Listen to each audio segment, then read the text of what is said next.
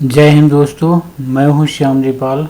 दोस्तों, हम लोग मिलकर ये दृष्टि का यूपीपीसीएस का प्रैक्टिस सेट सॉल्व करते हैं। ये सेक्शनल टेस्ट है। इस टेस्ट में भारतीय प्राचीन इतिहास और मध्यकालीन इतिहास के क्वेश्चन दिए गए हैं। दोस्तों, ये टेस्ट यूपीपीसीएस के साथ ही आरओ, एआरओ और बिहार पीसीएस बीपीएससी के लिए भी बहुत उपयोगी होंगे। चलिए शुरू करते हैं। पहला क्वेश्चन दे रहा है इसमें, शिक्षा कल्प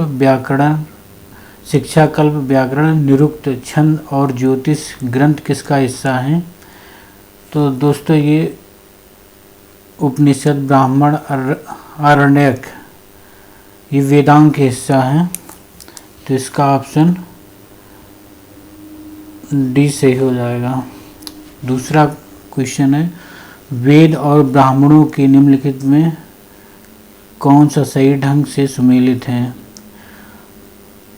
इसमें वेद के ब्राह्मण पूछे हैं, तो इसमें होता है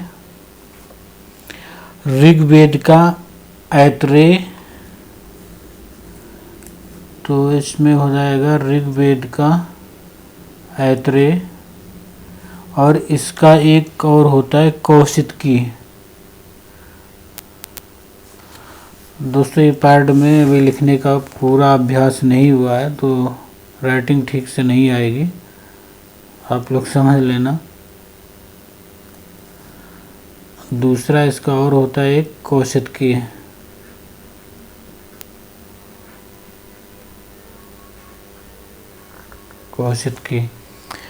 और यजुर्वेद का ब्राह्मण वेद होता है तैतरीय, या एक और इसका होता है शतपथ।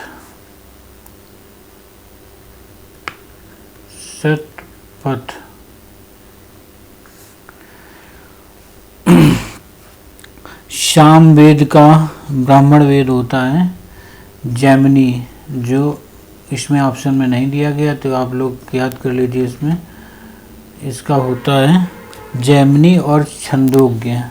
सामवेद का ब्राह्मण वेद होता है जैमिनी और छंदोग्य।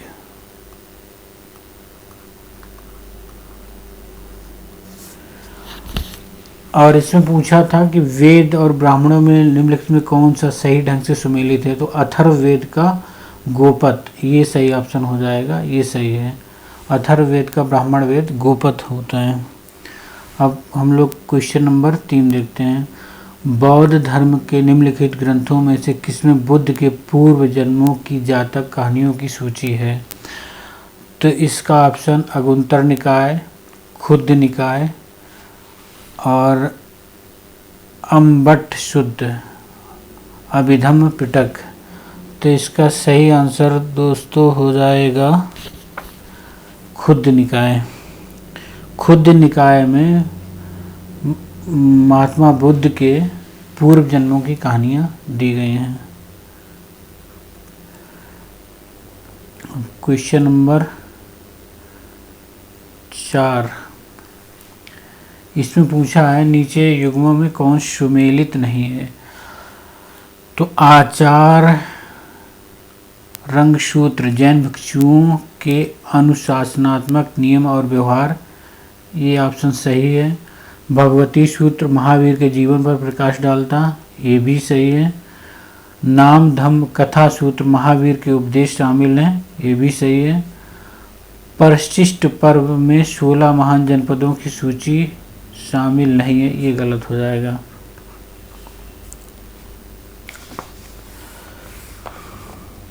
बल्कि इसमें परिशिष्ट पर्व में जैन साधुओं का या जैन संतों का इतिहास दिया गया है। अब हम लोग क्वेश्चन नंबर 5 देखते हैं। कौन पृथ्वीराज तृतीय के राज दरबारी कवि थे? चंद्र बरदाई तो लगभग सभी लोग जानते हैं, इन्होंने पृथ्वीराज रासु लिखा था। और इनके कवि जयानक भी थे। इन्होंने पृथ्वीराज विजया नामक एक महत्वपूर्ण ग्रंथ लिखा था, ये भी याद रखिए। पृथ्वीराज विजया नामक इन्होंने एक ग्रंथ लिखा था, जबकि चंद्रबरदाई ने पृथ्वीराज रासु लिखा था। मेघस्थ नीच, जिन्हें भारतीय इतिहास में पहला राजदूत माना जाता है, में से किस राजा के शासनकाल में भारत आए थे? तो ये आए थे चंद्रगुप्त मौर्य, चंद्रगुप्त द्वितीय या अशोक या बिंबिसार। इसका सही ऑप्शन होगा चंद्रगुप्त मौर्य के शासनकाल में आए थे। और मेघस्थ नीज की रचना है इंडिका, ये पूछ ली जाती है, तो ये याद रखिए। और ये मेघस्थ नीज आया था 302 ईसा पूर्व के आसपास आया था। सेल्यूकस निकेटर का ये दूत था जो आया था चंद्रगुप्त मौर्य के दरबार में। इसमें सूची दी है, यात्री दिए हैं, इसमें मिलाना है। तो इसका हो फायान आया था गुप्त वंश के शासनकाल में। हिनशांग आप सबको पता होगा हर्षवर्धन के शासनकाल में आया था। और अल मसूदी आया था गुर्जर प्रतिहार वंश के शासनकाल में। इब्न बतूता आया था मोहम्मद बिन तुगलक के शासनकाल में, तुगलक वंश में। तो इसका ऑप्शन बी सही हो जाएगा। क्वेश्चन नंबर 8, कौन सा अभिलेख और उसका काल सही सुमेलित नहीं है?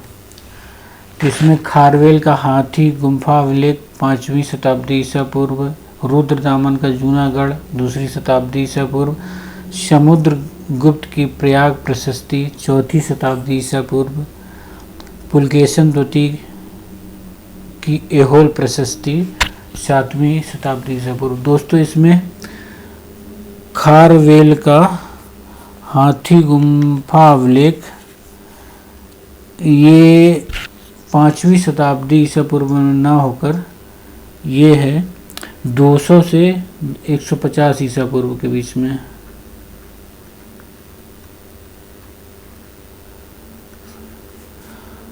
तो इसमें सुमेलित नहीं पूछा गया, तो ऑप्शन इसका ये हो जाएगा और बाकी ऑप्शन सारे सही हैं। रॉबर्ट ब्रूस फुट और अरुण सोलंकी प्रसिद्ध थे भूवैज्ञानिक, वास्तुकार, चित्रकार या अर्थशास्त्री के रूप में। दोस्तों ये रॉबर्ट ब्रूस फुट और अरुण सोलंकी भूवैज्ञानिक थे।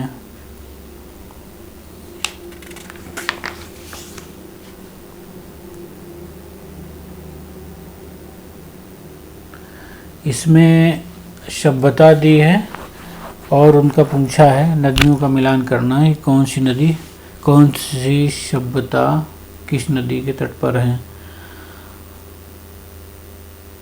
तो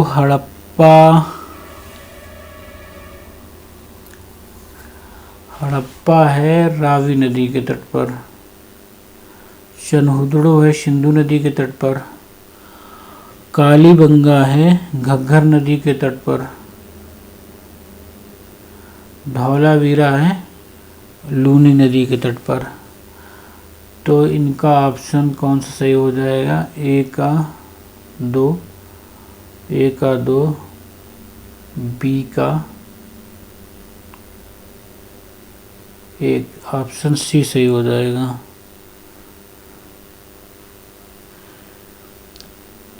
इनके बारे में थोड़ा और देख लेते हैं। हड़प्पा सभ्यता की खोज 1921 में दयाराम साहनी ने की थी और इसकी स्थित है पंजाब, पाकिस्तान के पंजाब प्रांत में मोंटोगरी जिले में रावी नदी के तट पर है। यहाँ पर मिला था मानव शरीर रचना की बलुआ पत्थर की मूर्तियाँ, अन्नागार और बैलगाड़ियाँ। चनहुदड़ो, इनकी खोज एनजी मजूमदार ने 1931 में की थी। ये सिंधु नदी के तट पर है।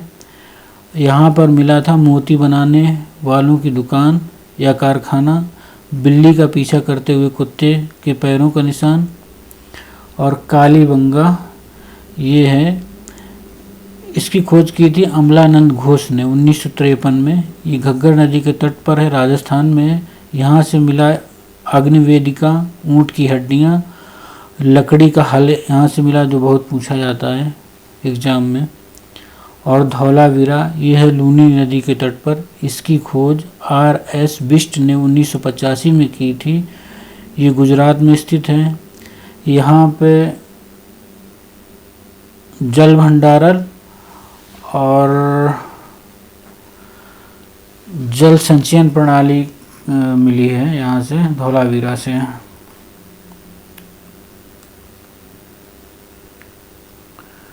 क्वेश्चन नंबर 11 देखते हैं हम लोग। कौन सा मोहनजोदड़ो में नहीं पाया जाता है? नृत्य करती हुई महिला की कांस्य प्रतिमा, ये मोहनजोदड़ो से प्राप्त हुई है। मातृ देवी की मिट्टी की आकृतियाँ, ये भी मोहनजोदड़ो से प्राप्त हुई है। पशुपत शिव की मुहर, ये भी मोहनजोदड़ो से प्राप्त हुई है। दफनाए गए मृत भांड, ये नहीं मोहनजोदड़ो से, ये सुरकोटदा से प्राप्त हुआ है।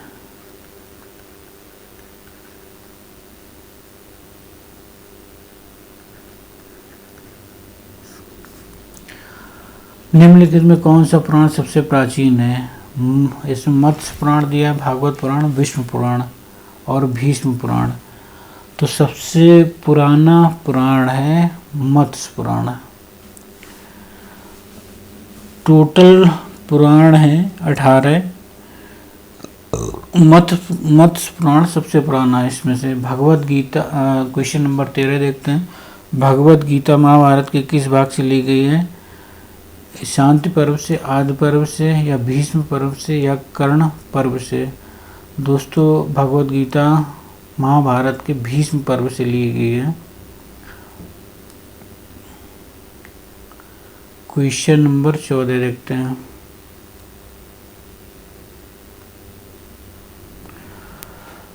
कौन सा उपवेद किस वेद से संबद्ध है?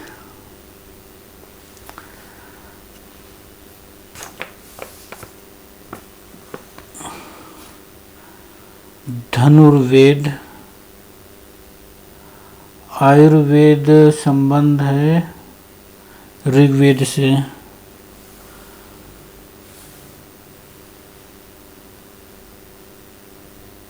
आयुर्वेद संबंध है,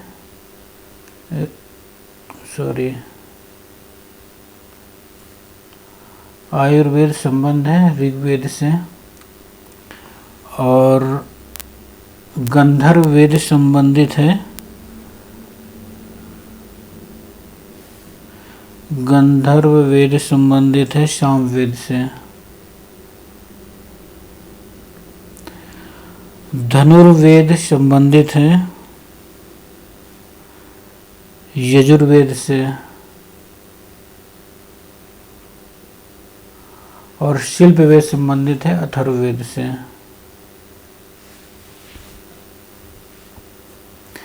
इसमें पूछा था सही सुमेलित है, तो इसका सही क्वेश्चन हो जाएगा यजुर्वेद से संबंधित है धनुर्वेद, तो इसका ऑप्शन सी सही हो जाएगा। बाकी आप ये देख लीजिए कि ऋग्वेद से संबंधित है आयुर्वेद, ऐसे इधर से देख लीजिए तो समझ में रहेगा, याद भी रहेगा। और सामवेद से संबंधित है गंधर्व वेद, अथर्ववेद से संबंधित है शिल्प वेद, और यजुर्वेद से संबंधित है धनुर्वेद। क्वेश्चन नंबर 15 देखते हैं। इसमें भारतीय दार्शनिक शाखा दी है और संस्थापक, तो इसमें मिलाना है। योग तो सबको पता है, पतंजलि के द्वारा दिया गया है। न्याय गौतम ऋषि के द्वारा, सांख्य कपिल मुनि के द्वारा, और वैशेषिक कणाद ऋषि के द्वारा। तो इसका ऑप्शन कौन सा सही हो जाएगा? सांख्य कपिल 1 और 3, बी ऑप्शन सही हो जाएगा।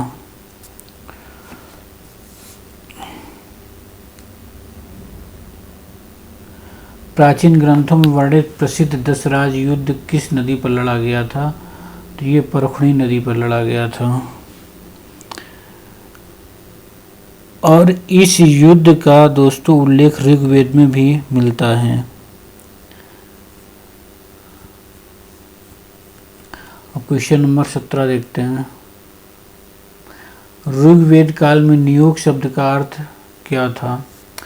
औषध एवं रोगों से विशेषता रखने वाला व्यक्ति, या योग करने वाला व्यक्ति, या एक प्रथा जिसमें विधवा अपने पति के छोटे भाई से विवाह कर सकती थी। इसका सी ऑप्शन ही सही है। ऋग्वेद काल में नियोग शब्द का अर्थ होता था कि एक प्रथा जिसमें विधवा अपने पति के छोटे भाई से विवाह कर सकती थी।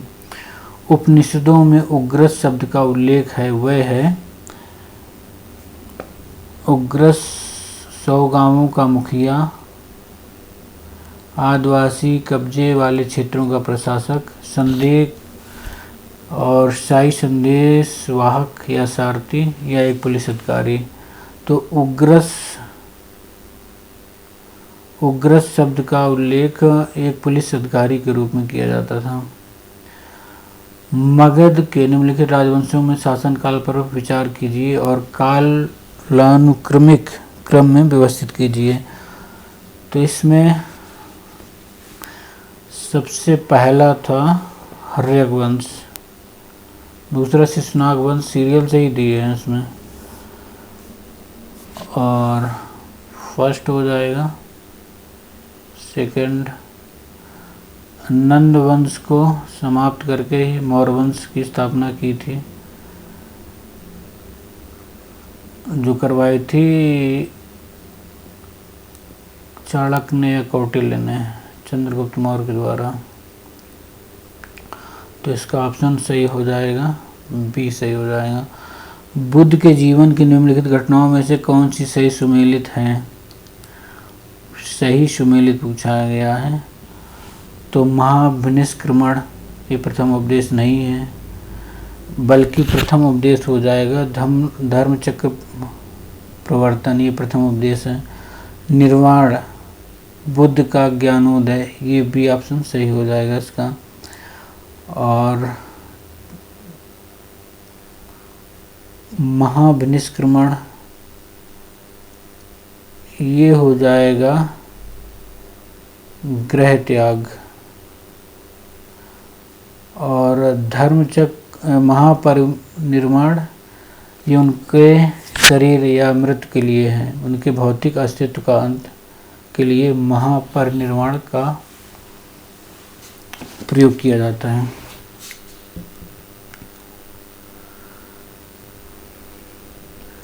इसमें बौद्ध संगीति पूछी है, तो इसमें मिलाना है। प्रथम बौद्ध संगीति हुई थी पाटलिपुत्र में नहीं हुई थी, बल्कि राजगृह या राजगीर में हुई थी। राजगृह या राजगीर में हुई थी, और इसके अध्यक्ष थे महाकश्यप, और ये अजातशत्रु के शासन के टाइम हुई थी। द्वितीय बौद्ध संगीति हुई थी वैशाली में, द्वितीय बौद्ध संगीति हुई थी वैशाली में, और इसके अध्यक्ष थे सब्बाकामी और कालाशोक, जो शिशुनाग वंश के कालाशोक के शासनकाल में हुई थी, जो शिशुनाग वंश का शासक था। तृतीय बौद्ध संगीति हुई थी पाटलिपुत्र में, यह अशोक के टाइम हुई थी। तो ये हुई थी पाटलिपुत्र में या पाटलिपुत्र में, ये अशोक के शासनकाल में हुई थी, और इसके अध्यक्ष थे मोगलीपित तिस। चतुर्थ बौद्ध संगीति हुई थी कश्मीर में या कुंडलवन में, या कुंडलवन में।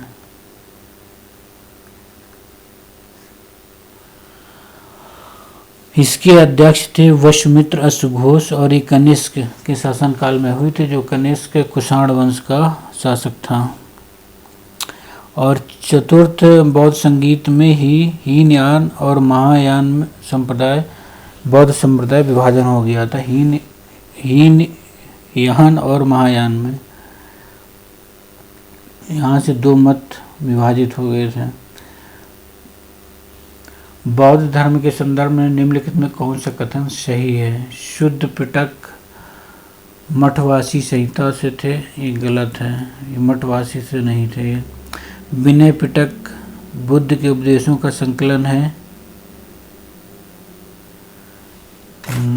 बुद्ध नहीं, ये भी नहीं है। मिलिंद पन्नो मोगली तिस और नागसेन के बीच एक संवाद है, नहीं। मिलिंद पन्नो और राजा मिलिंद और भिक्षु नागसेन के बीच का एक संवाद है, तो ये भी गलत हो जाएगा। ये संवाद हुआ था मिलिंद और राजा नागसेन के बीच में। महाविवाह शास्त्र वशुमित्र द्वारा लिखा गया था, ये सही है। और एक बार देख लो, शुद्ध पिटक में उपदेशों और या कथनों का संग्रह है, और विनय पिटक में भिक्षुओं और भिक्षुणियों के लिए नियमों और व्यवहार से युक्त मठवासी संहिता विनय पिटक से संबंधित है। और इसमें विनय पिटक में भिक्षु और भिक्षुणियों के लिए नियम और व्यवहार का संकलन किया गया विनय पिटक में। किसे स्वर्ग का बुद्ध कहा जाता है? पद्म पाणि को या मैत्रेय को, अमिताभ को या वज्रपाणि को? तो किसे स्वर्ग का बुद्ध कहा जाता है? अमिताभ को कहा जाता है। पद्म पाण को करुणा के रूप में जाना जाता है, और मैत्रेय को भविष्य का बुद्ध के रूप में जाना जाता है। वज्रपाणि को बुद्ध की शक्ति के रूप में जाना जाता है। कौन सा सही सुमेलित नहीं है? स्तूप बुद्ध के अवशेष, ये सही है। चैत्य प्रार्थना कक्ष होता था बौद्धों का, ये भी सही है। विहार मठ होते थे, ये भी सही है। तो क्या पूछा, इसमें सुमेलित नहीं है, उपरोक्त में से कोई नहीं, तो इसका डी ऑप्शन हो जाएगा। क्वेश्चन नंबर 25, नालंदा विश्वविद्यालय और उनके संस्थापक। तो इसमें नालंदा विश्वविद्यालय की स्थापना की थी, और नालंदा विश्वविद्यालय प्राचीन भारत का सबसे प्राचीन विश्वविद्यालय भी है। इसकी स्थापना कुमारगुप्त ने की थी, कुमारगुप्त प्रथम ने की थी नालंदा विश्वविद्यालय की। और विक्रमशिला की स्थापना पाल राजा धर्मपाल ने की थी। वल्लभी विश्वविद्यालय की स्थापना ये भट्टारक द्वारा की गई थी।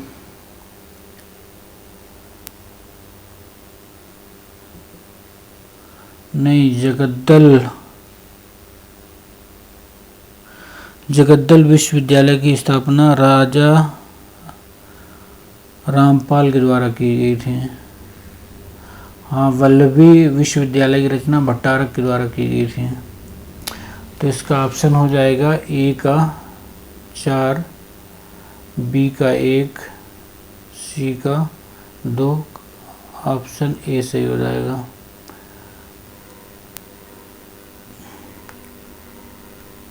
किस जैन तीर्थकारों का नाम ऋग्वेद में मिलता है?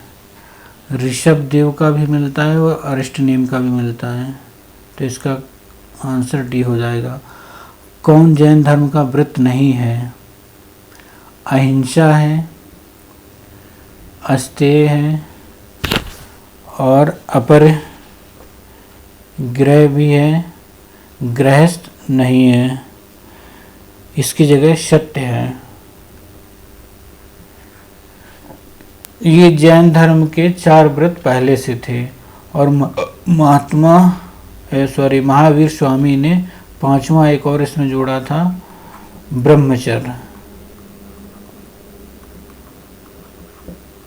ये पूछ लिया जाता है, महावीर स्वामी ने 5वां व्रत जोड़ा था, ब्रह्मचर्य। जैन धर्म महावीर के संदर्भ में निम्नलिखित में से कौन सा कथन सही नहीं है?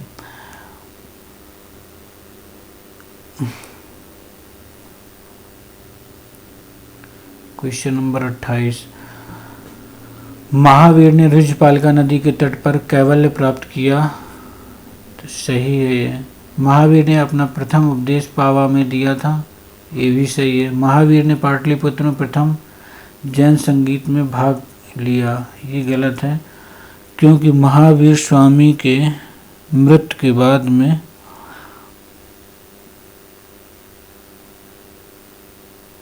लगभग 500 साल बाद में ये प्रथम जैन संगीति हुई थी, तो महावीर स्वामी ने इसमें तो भाग लिया नहीं था। महावीर ने जैन धर्म के 5 व्रतों में ब्रह्मचर्य संयम को सम्मिलित किया था। हाँ, ये सही है। जैन ग्रंथ परशिष्ट पर्व किसके द्वारा लिखा गया था?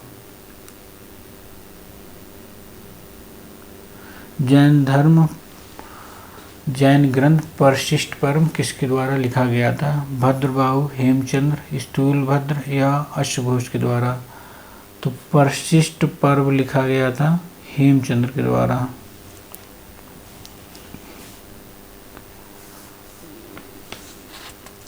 स्यादवाद और अनेकांतवाद सिद्धांत में निम्नलिखित में किससे जुड़े हैं? आजीवक संप्रदाय से, जैन धर्म से, या बौद्ध धर्म से, या उत्तर मीमांसा से? तो स्यादवाद और अनेकांतवाद ये जैन धर्म से जुड़े हैं। अशोक ने अभिलेख निम्नलिखित में किस लिपि में अशोक के अभिलेख निम्नलिखित में से किस लिपि में लिखे गए थे? तो अशोक के अभिलेख ग्रीक में भी लिखे हैं, आरमाइक में भी लिखे हैं और खरोष्टी में भी लिखे हैं, तो इसका ऑप्शन डी सही हो जाएगा। नीचे दिए गए कथनों में से कौन सा सही है? अशोक ने 361 ईसा पूर्व में कलिंग का युद्ध लड़ा था। दोस्तों ये गलत है, 261 ईसा पूर्व में लड़ा था। और अशोक के प्रमुख अभिलेख 13 में कलिंग युद्ध का उल्लेख है। जी हाँ, ये सही है, तो इसका आंसर बी सही हो जाएगा।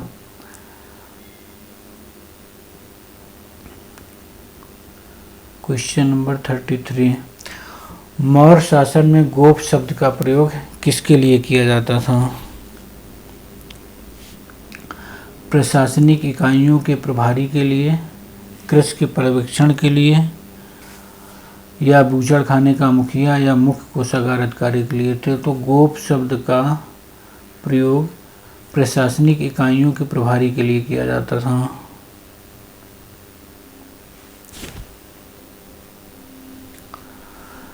निम्नलिखित में कौन दिल्ली सल्तनत में पत्राचार विभाग था? तो पत्राचार विभाग दीवाने रिसालत, ये दीवाने रिसालत था विदेश मामलों से, या विदेश मंत्री समझ लो इसको। दीवान ए अर्ज ये सैन्य विभाग था।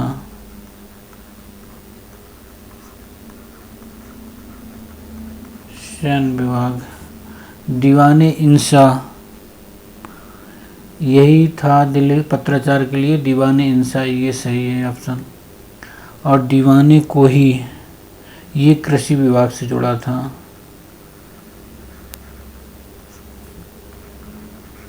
कृषि विभाग से जुड़ा था।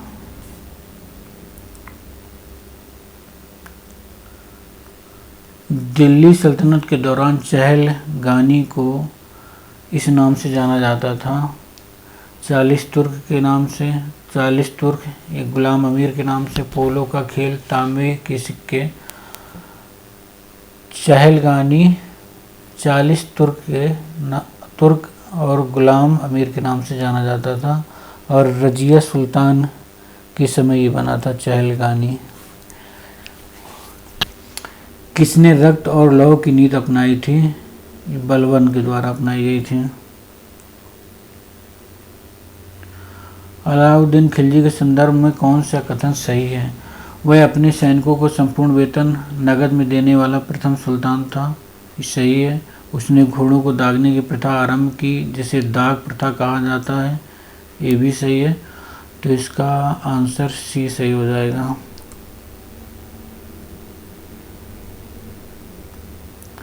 दिल्ली सल्तनत के संदर्भ में निम्नलिखित में कौन सा शब्द अर्थ सही सुमेलित है? दीवाने रिसालत, ये भी ऊपर देखा भी था, तो दीवाने रिसालत ये विदेश मामलों से संबंधित है, तो गलत हो गया। एक बार और देख लो, ये विदेश मामलों से संबंधित है, दीवाने रिसालत। और मुकद्दम ये गांव का मुखिया, ये सही है। रहट, रहट फारसी पहिया होता था। रहट के द्वारा पहले सिंचाई भी की जाती थी, कुएं में फांस कर इसको चलाया जाता था बाल्टी लगा के। और धुनिया भी गांव क्षेत्र में धुनिया धुनी जाती, कपास रुई रजाई भरने के लिए। तो इसका आंसर बी सही हो जाएगा। किस राज्य को रूहमा कहा जाता था? पल्लव, राष्ट्रकूट, प्रतिहार। पाल राज्य को रूहमा भी कहा जाता था। निजामुद्दीन औलिया निम्न में से किसके अनुयायी थे? सोहरावर्दी सिलसिला के, नक्शबंदी सिलसिला के, चिश्ती सिलसिला के। तो निजामुद्दीन औलिया चिश्ती सिलसिला के अनुयायी थे। क्वेश्चन नंबर 41, पाल, प्रतिहार, राष्ट्रकूट के बीच त्रिपक्षीय संघर्ष का उद्देश्य कन्नौज पर अधिकार करना था, क्योंकि कन्नौज पर नियंत्रण से तात्पर्य ऊपरी गंगा घाटी और उसके व्यापार एवं कृषि के समृद्ध संसाधनों पर नियंत्रण से है। इसके ऑप्शन दोनों सही हैं और कथन का कारण भी सही है, तो इसका सही आंसर ए हो जाएगा। क्वेश्चन नंबर 42, किसने विक्रमशिला विश्वविद्यालय की स्थापना की थी? विक्रमशिला विश्वविद्यालय की स्थापना गोपाल, धर्मपाल, देवपाल और महिपाल। धर्मपाल ने की थी। धर्मपाल का शासन था 770 ईस्वी से 810 ईस्वी के बीच में विक्रमशिला विश्वविद्यालय की स्थापना हुई थी। कौन सा पाल शासक नहीं है? गोपाल पाल शासक है, धर्मपाल भी पाल शासक है, महिपाल प्रथम भी पाल शासक है, महेंद्रपाल पाल शासक नहीं, बल्कि ये शायद किसका शासक था? 43, ये प्रतिहार वंश का शासक था। महेंद्रपाल प्रथम ये प्रतिहार वंश का शासक था, गुर्जर प्रतिहार वंश का। क्वेश्चन नंबर 44, दिल्ली सल्तनत काल में निम्नलिखित में कौन सा शब्द जिम्मी को परिभाषित करता था? और कुछ ऑप्शन देखिए, वे लोग जिन्होंने मुस्लिम शासन को स्वीकार कर लिया और अपनी सुरक्षा के लिए जजिया नामक कर भुगतान करने के लिए सहमत हो गए। प्रशासनिक रईसों के योगदान के लिए सुल्तान द्वारा दी जाने वाली एक औपचारिक उपाधि। व्यापार के लिए इस्तेमाल किया जाने वाला एक प्रकार का सिक्का, या मुसलमानों द्वारा मनाया जाने वाला एक धार्मिक त्यौहार। जिम्मी को परिभाषित करता है वे लोग जिन्होंने मुस्लिम शासन को स्वीकार कर लिया और अपनी सुरक्षा के लिए जजिया नामक कर का भुगतान करने के लिए सहमत हो गए थे, उनको जिम्मी कहा जाता था।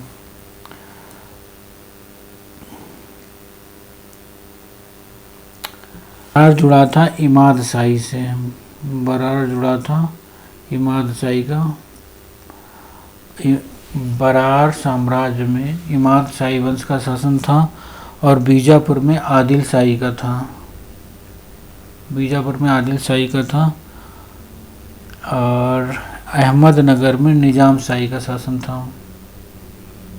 गोलकुंडा में कुतुब शाही का शासन था। अब इसका ऑप्शन देखते हैं कौन सा सही है।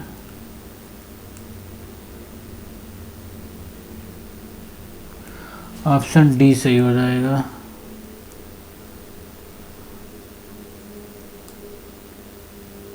बरार जुड़ा था इमाद शाही से और बीजापुर जुड़ा था आदिल शाही से। अहमदनगर में शासन था निजाम शाही का और गोलकुंडा में कुतुब शाही का। ऑप्शन डी सही है इसका।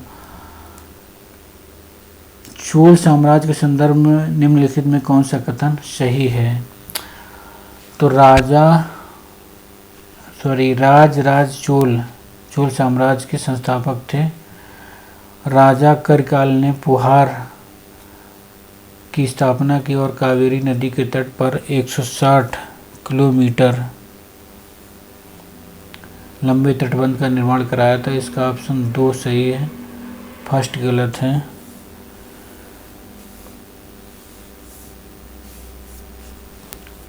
और चोल राज्य का संस्थापक था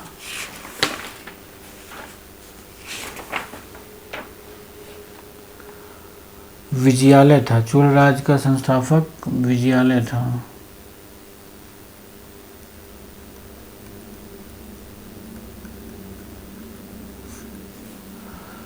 तो इसका आंसर बी सही हो जाएगा। पंपा, पोन्ना और रन्ना सल्तनत काल के लघु चित्रकारी थे। कन्नड़ और काव्य के त्रिरत्न थे। इसका ऑप्शन बी सही है। दिल्ली सल्तनत काल में एकता धारकों को कहा जाता था मुक्ति। काजी ममालिक, सिकदार या साहिब ए दीवान, तो एकता धारकों को कहा जाता था मुक्ति। इसका 48 का सी ऑप्शन सही है। 49 कौन किताब उल हिंद का लेखक है?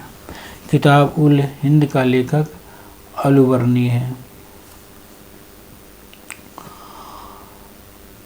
इसमें मिलाना है दिल्ली सल्तनत के संदर्भ में निम्नलिखित में कौन सा मध्यकालीन भारत के दौरान विदेशी यात्री उनका मूल देश सही ढंग से सम्मिलित नहीं है?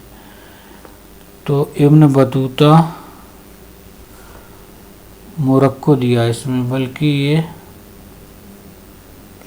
सही है। इब्न बतूता मोरक्को का था। अब्दुल रज्जाक ये फारस का था। और डोमिंगो पेस या डोमिंगो पायस ये पुर्तगाली था।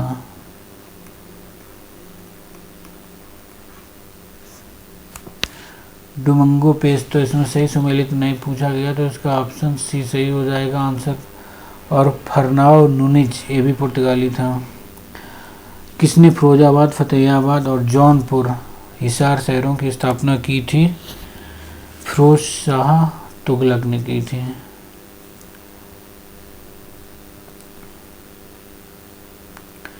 भारत में प्रथम अफगान वंश था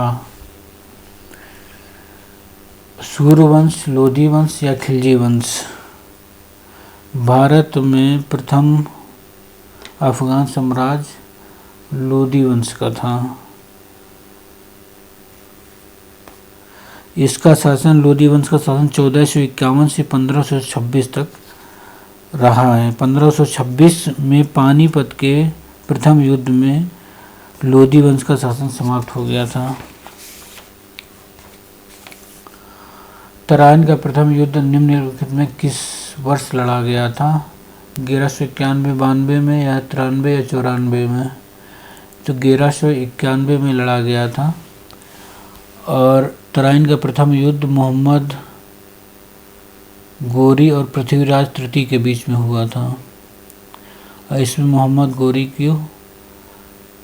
गोरी की पराजय हुई थी। किसने युद्ध की तुलगुमा प्रणाली की शुरुआत की थी? इब्राहिम लोदी ने, सहबानी खान ने या हुमायूं ने या बाबर ने? तो तुलगुमा प्रणाली की शुरुआत बाबर ने की थी। मुगल स्थापत्य के संदर्भ में निम्नलिखित में कौन से कथन सही हैं? अकबर ने बहते पानी और फव्वारों के साथ उद्यान निर्माण में चारबाग शैली की स्थापत्य की शुरुआत की। रामबाग भारत का पहला मुगल उद्यान है जिसमें पारंपरिक चारबाग शैली निर्मित किया गया है। तो इसका ऑप्शन 1 गलत है, 2 सही है, आंसर हो जाएगा इसका बी सही। और चारबाग शैली की शुरुआत अकबर ने ना बाबर ने की थी।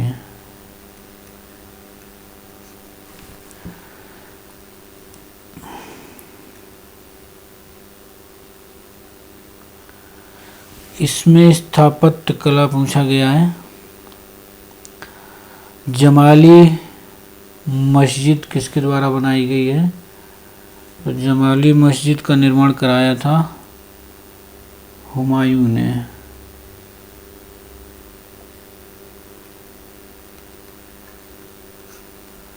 और काबुली बाग मस्जिद बनवाई थी बाबर ने। मरियम उज जमानी अकबर के द्वारा बनवाई गई थी। परी महल दारा शिकोह के द्वारा बनवाया गया था।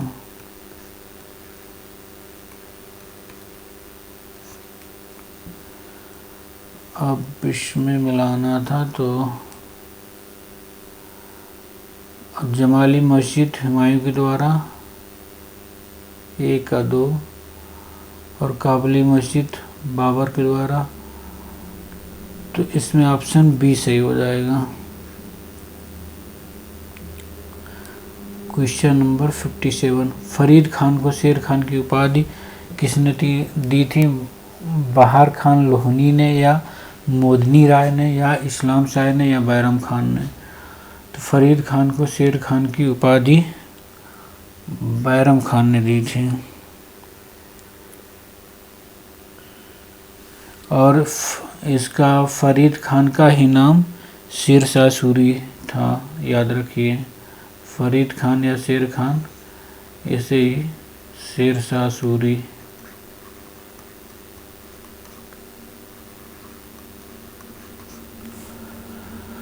किस मुगल सम्राट ने सिख गुरु गोविंद सिंह को ग्वालियर किले में कैद कराया था? अकबर ने या औरंगजेब ने, जहांगीर ने या शाहजहां ने? तो गुरु गोविंद सिंह को ग्वालियर किले में जहांगीर ने कैद कराया था। सिख धर्म के संदर्भ में निम्नलिखित में कौन से कथन सही हैं? गुरु तेग बहादुर ने खालसा संप्रदाय की स्थापना की। गुरु नानक देव अकबर के समकालीन थे। तो इसमें कौन सा कथन सही पूछा गया है? तो इसमें दोनों नहीं सही है। और गुरु तेग बहादुर ने खालसा, गुरु नानक देव ने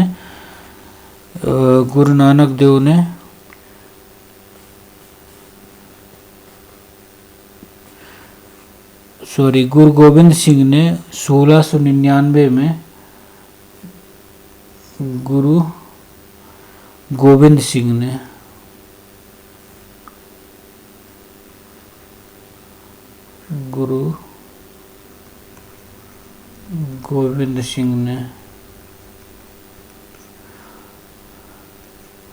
खालसा संप्रदाय की स्थापना की थी। और गुरु नानक देव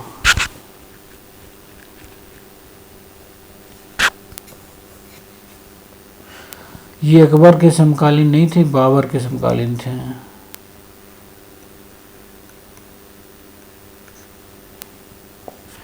ये सिखों के पहले गुरु और धर्म के संस्थापक थे। इन्होंने सिख धर्म की स्थापना की थी गुरु नानक देव ने, और ये बाबर के समकालीन थे, ना कि अकबर के। तो इसका आंसर डी सही हो जाएगा। कौन सा हमजानामा का वर्णन करता है?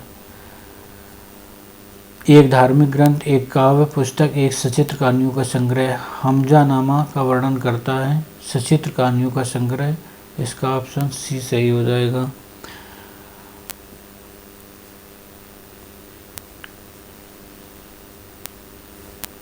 जागीरदारी प्रथा के संदर्भ में निम्नलिखित में कौन सा कथन सही है?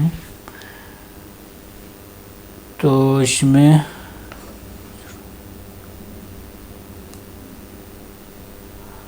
तनख्वाह जागीर वेतन के स्थान पर दी जाती थी, ये सही है। वतन जागीर वंशानुगत और गैर हस्तांतरणीय थी, दो भी सही है, तो इसका सी ऑप्शन सही हो जाएगा। क्षेत्र और उनके शासक, इनको सुमेलित करना है।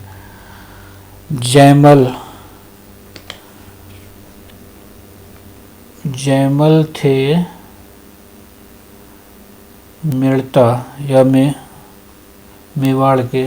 जयमल शासक थे मेड़ता या मेवाड़ के।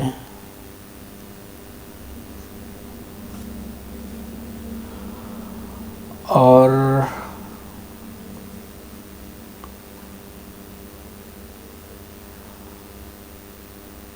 रामचंद्र शासक थे, सॉरी गलत हो गया है,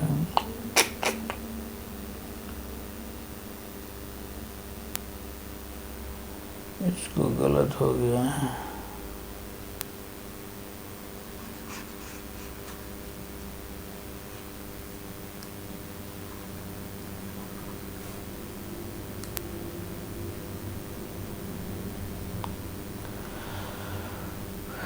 नंबर 62, जयमल शासक थे मेड़ता के और रामचंद्र थे कालिंजर के शासक।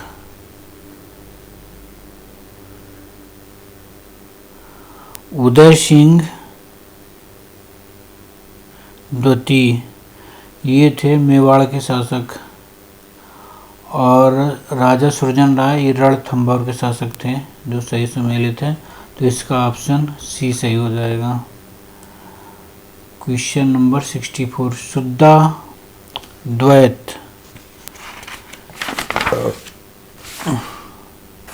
शुद्धाद्वैत दर्शन का प्रतिपादन किसने किया था?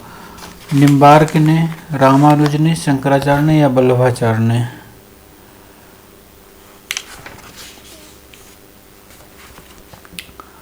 इसका ऑप्शन डी सही हो जाएगा। शुद्धाद्वैत का प्रतिपादन या शुद्धाद्वैतवाद का प्रतिपादन वल्लभाचार्य ने किया था, तो डी ऑप्शन सही हो जाएगा। मनसबदारी व्यवस्था के संदर्भ में निम्नलिखित में कौन सा कथन सही है? मनसबदारों की नियुक्ति सम्राट द्वारा मीर बख्शी की सिफारिश पर की जाती थी, ये सही है। और मनसबदारों को राजस्व एकत्र करने और अपनी जागीरों पर प्रशासन करने का अधिकार था, दो गलत हो जाएगा। प्रशासन करने का अधिकार नहीं था, राजस्व एकत्र करने का तो अधिकार था, तो इसमें ऑप्शन ए सही हो जाएगा। क्वेश्चन नंबर 65, किसने गाजी की उपाधि धारण की थी? बाबर, मोहम्मद गोरी, शेरशाह सूरी, अलाउद्दीन खिलजी? इसका ऑप्शन बी सही हो जाएगा। बाबर ने खानवा के युद्ध में राणा सांगा के खिलाफ युद्ध लड़ा 1527 में, और इसकी जीत के बाद उसने गाजी की उपाधि धारण की थी।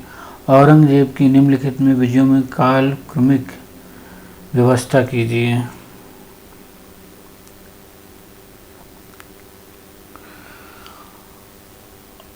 इसने खजवा का युद्ध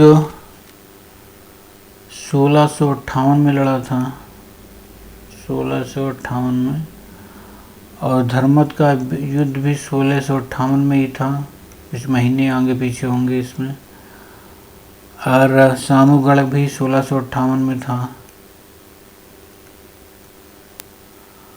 देवराई का युद्ध 1659 में लड़ा था।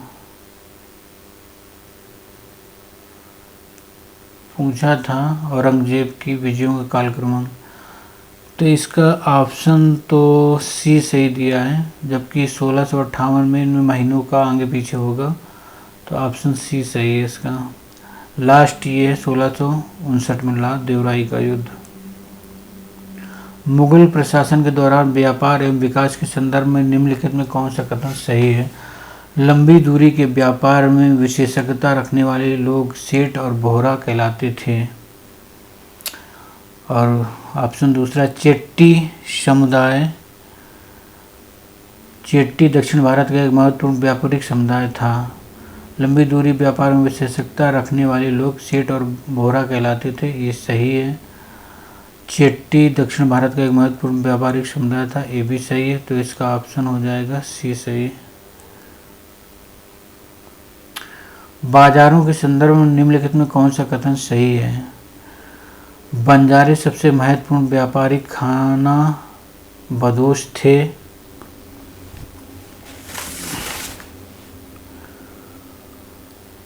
वे सैन्य अभियानों के दौरान मुगल सेना के लिए खाद्यान्न ले जाने के लिए जिम्मेदार थे। वेनिस एक लेखक निकोलो मनुची ने अपने संस्मरणों में बंजारों की जीवन शैली का वर्णन किया है। बंजारों के कारवां को टांडा के नाम से जाना जाता था। तो इसमें 68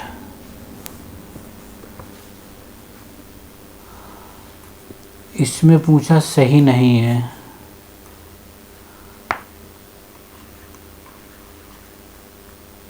तो इसमें बंजारे सबसे महत्वपूर्ण व्यापारी खाना बदोश थे, ये सही हो जाएगा। वे सैन्य अभियानों के दौरान मुगल सेना के लिए खाद्यान्न ले जाने के लिए जिम्मेदार थे, भी सही हो जाएगा। वेनिस एक लेखक निकोली मनुची अपने संस्मरणों में बंजारों की जीवन शैली का वर्णन किया था, ये गलत है। वेनिस ना होकर वेनिस के एक लेखक ने, ये वेनिस का नहीं था, एक अंग्रेज लेखक था पीटर मुंडी। निकोले मुंशी की जगह पीटर मुंडी था, उसने अपने बंजारों का शैली का वर्णन किया था लेख में, पीटर मुंडी ने। और डीबी से बंजारों के कारवां को टांडा के नाम से जाना जाता, तो लगातार एक स्थान से दूसरे स्थान पर यात्रा करते थे।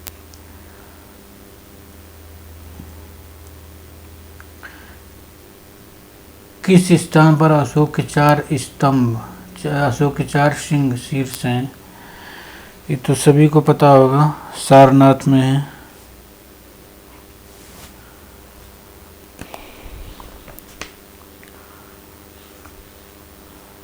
सांची स्तूप के संदर्भ में कौन सा कथन सही है? इसका निर्माण सम्राट अशोक ने करवाया था, सही है। स्तूप के चारों ओर सुंदर प्रवेश द्वार की रेलिंग का निर्माण शुंग राजवंश के दौरान किया गया था, दोनों सही है। इसमें ऑप्शन बी सही हो जाएगा। सातवाहन वंश के संदर्भ में निम्नलिखित में कौन सा कथन सही है? प्रतिष्ठान राजवंश की राजधानी थी।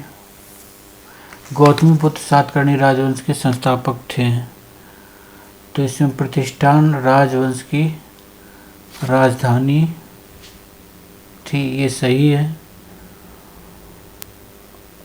गौतमीपुत्र सातकर्णी राजवंश के संस्थापक नहीं थे, इसमें शिमुख थे, शिमुख।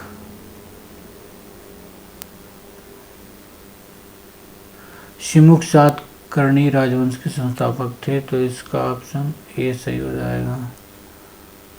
प्राचीन भारत में मौर्यों के विदेशी उत्तराधिकारियों के संदर्भ में निम्नलिखित में कौन सा कथन कालानुक्रमिक सही है? यूनानी, शक, पार्थियन और कुषाण। यूनानी, पार्थियन, कुषाण, शक, यूनानी, कुषाण, पार्थियन। इसका ऑप्शन ए सही, यूनानी, शक, पार्थियन और कुषाण। कौन सी कला की शैली संरक्षक से सुमेलित है? अमरावती शैली,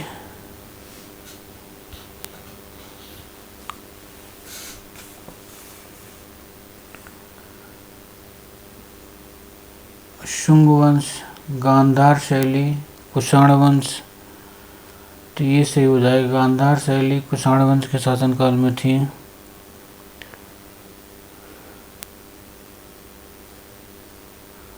और अमरावती शैली सातवाहन राजाओं के शासन में थी, सातवाहन।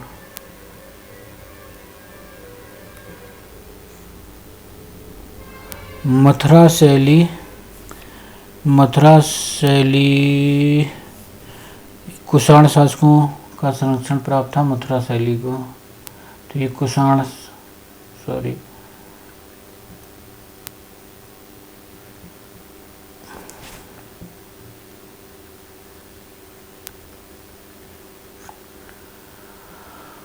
मथुरा शैली का संरक्षण कुषाण शासन के साथ हुआ था अमरावती शैली का सातवाहन में, और इसमें सही पूछा गया तो गांधार शैली का संरक्षण कुषाण के द्वारा था। ऑप्शन बी इसका सही हो जाएगा। क्वेश्चन नंबर 74 शब्दावली का अर्थ इसमें पूछा गया है। तो एनादी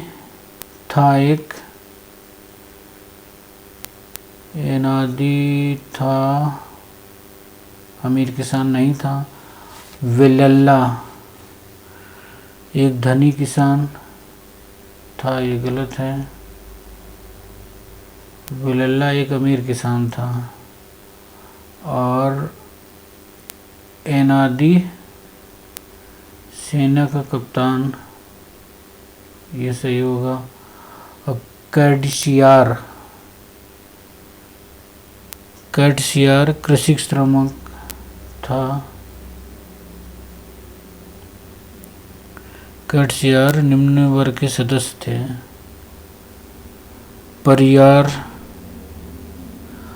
कैटसियार निम्न वर्गीय कृषि मजदूर थे, ये सही हो जाएगा। परियार व्यापारी और कारोबारी, ये नहीं, ये भी परियार में भी खाल या चमड़े से संबंधित मजदूर थे। इसमें खाल उतारने वाले मजदूर वो परियार। तो इसका सही सुमेलित पूछा गया तो कैटसियार निम्न वर्ग के कृषि मजदूर। ऑप्शन सी सही है। क्वेश्चन नंबर 75 दक्षिण भारत का संगम साहित्य दो समूहों से मिलकर बना है। 18 मिलक्कड़क्कू और 18 पेदनिमी किलक्कड़ू, या 16 मेलकड़क्कू या 16 पेदिनी किलक्कड़क्कू। कड़क्कू ज़्यादा हो नहीं रहा तो इसका ऑप्शन ए सही है। 18 मेलकड़क्कू और 18 पेदनी किलक्कड़क्कू। संगम साहित्य दो समूहों से मिलकर बना था, 18 और 18।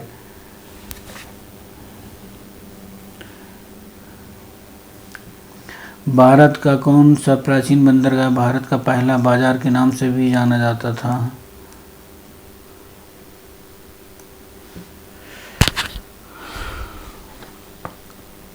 कावेरीपट्टनम, पुहार और अरिकामेडू या मुजरिस।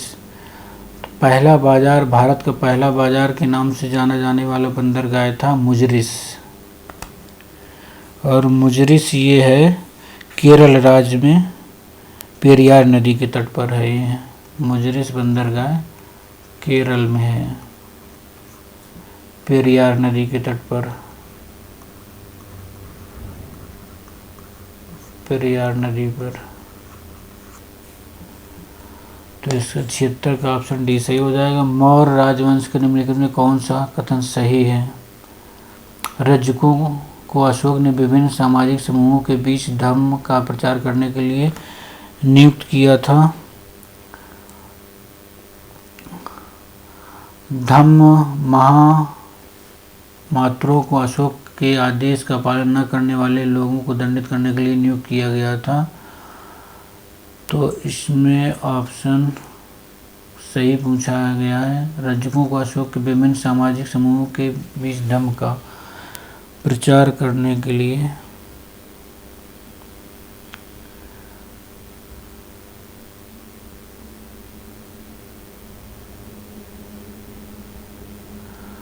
इसमें दोनों गलत हैं। रज्जुकों को अशोक ने विभिन्न सामाजिक समूहों के धर्म प्रचार के लिए नियुक्त किया था, भी गलत। धम्म महामात्रों को अशोक के आदेश का पालन करने वाले को दंडित नियुक्त किया गया था। तो इसका उनकी धम्म महामात्र धम्म नैतिक कानून के प्रसार और निगरानी के लिए अशोक द्वारा नियुक्त विशेष अधिकारी थे। उनकी भूमिका नैतिक आचरण, कल्याण और नैतिक मार्गदर्शन को बढ़ावा देना था, दंडित करना नहीं था इसमें। तो ये भी गलत है। इसका ऑप्शन सी सही हो जाएगा। अशोक ने रज्जुकों को अधिकारी के रूप में नियुक्त किया, लेकिन उनकी भूमिका जिम्मेदारी धर्म प्रचार करना नहीं था, बल्कि प्रांतों में प्रशासनिक। ये रज्जुक थे, ये धर्म प्रचार के लिए नहीं थे, ये प्रशासनिक शासन के लिए नियुक्त किए गए थे। तो इसका दोनों ऑप्शन गलत हो जाएंगे, तो इसका आंसर हो जाएगा सी। प्राचीन दक्षिण भारत में इतिहास में उरार को कहा जाता है किसान, ग्रामों का प्रवक्ता, साम्राज्य का राजा, ब्राह्मणों को उपहार में दी गई भूमि, महापाषाण गुफाएं। किसान, तो इसका सही ऑप्शन है उरार किसे कहा जाता है दक्षिण भारतीय इतिहास में? किसान, ग्रामों का प्रवक्ता। किस शासक के दरबार में नवरत्न यानी नवरत्न थे? तो ये चंद्रगुप्त द्वितीय, समुद्रगुप्त, चंद्रगुप्त प्रथम, कुमारगुप्त। नवरत्न थे चंद्रगुप्त द्वितीय के शासनकाल में, और इनके नवरत्न थे अमर सिंह, धन्वंतरी, हर्षेण, कालिदास, छपड़क, शंकु, वारमिहिर, वररुचि, वेताल भट्ट। गुप्त साम्राज्य के संदर्भ में निम्नलिखित में कौन से कथन सही हैं? फायान ने समुद्रगुप्त के शासनकाल के दौरान गुप्त साम्राज्य का भ्रमण किया। ये तो नहीं किया इसने। फायान आया था चंद्रगुप्त द्वितीय के शासनकाल में, समुद्रगुप्त दिया, गलत हो गया ये। समुद्रगुप्त को भारत का नेपोलियन कहा जाता था, 2 सही है, तो इसका ऑप्शन डी सही हो जाएगा। नैनारों और अलवारों के संदर्भ में निम्नलिखित में कौन सा कथन सही है? अलवार शिव भक्त हैं और नैनार विष्णु भक्त हैं, ये गलत है।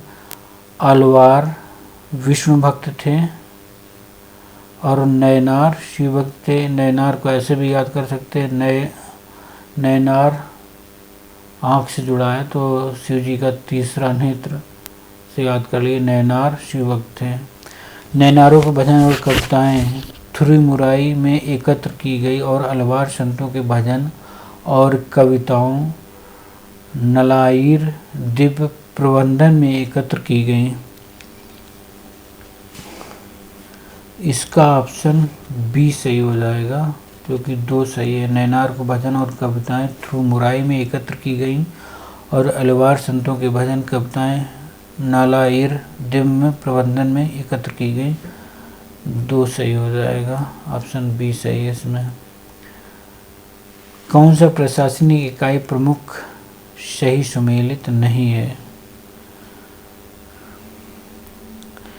भुक्ति उपरिक, ये सही है। भुक्त उपरिक। विषय आयुक्त या विषयपति, ये भी सही है। वीथिका नगरपति या पुरपाल, ये गलत है। वीथिका नगरपति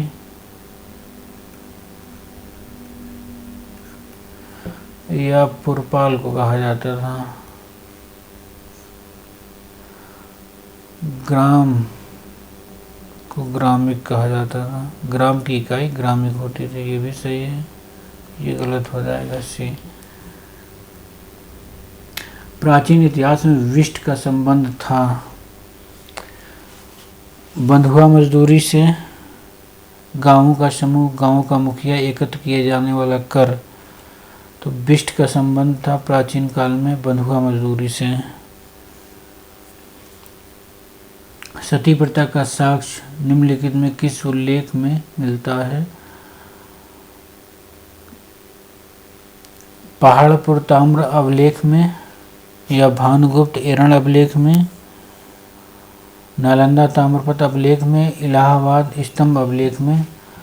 तो एरण अभिलेख या भानुगुप्त एरण अभिलेख में पहली बार सती प्रथा का साक्ष्य मिलता है, और ये लगभग 510 ईस्वी के आसपास का अभिलेख है। इसमें एक उत्तरा नाम की महिला की मृत्यु दर्ज है और अपने पति एक योद्धा की युद्ध में मृत्यु के बाद सती हो गई थी। एरण अभिलेख में इसका उल्लेख है। दक्षिण भारत के पल्लव राजाओं के संदर्भ में कौन सा कथन सही है? महाबलीपुरम के 7 रथ मंदिर का निर्माण नरसिंहवर्मन प्रथम ने करवाया। पापनाथ मंदिर और पापनाथ मंदिर और कल मंदिर का निर्माण राज सिंह ने करवाया था। महाबलीपुरम के 7 रथ मंदिर का निर्माण नरसिंहवर्मन प्रथम ने करवाया था।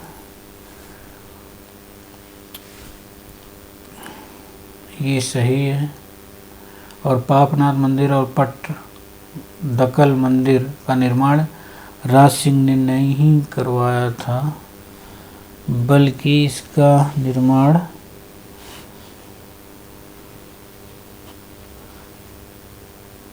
नरसिंहवर्मन द्वितीय ने करवाया था।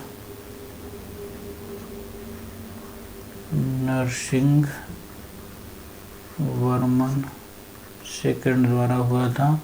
पापनाथ मंदिर और पट्टदकल मंदिर का निर्माण नरसिंहवर्मन द्वितीय के द्वारा हुआ था, तो इसका ऑप्शन ए सही हो जाएगा। प्रधानमंत्री ने हाल ही में अन्य लोगों के साथ अयोध्या में निर्मित राम मंदिर के प्राण प्रतिष्ठा समारोह का नेतृत्व किया। राम मंदिर के संबंध में निम्नलिखित में कौन से कथन सही हैं? मंदिर का निर्माण नागर शैली में गुलाबी बलुआ पत्थर और मकराना संगमरमर का उपयोग करके किया गया है। ये सही है। रामलला की मूर्ति मैसूर के कलाकार अरुण योगीराज ने निर्मित की है। इसमें दोनों सही हैं।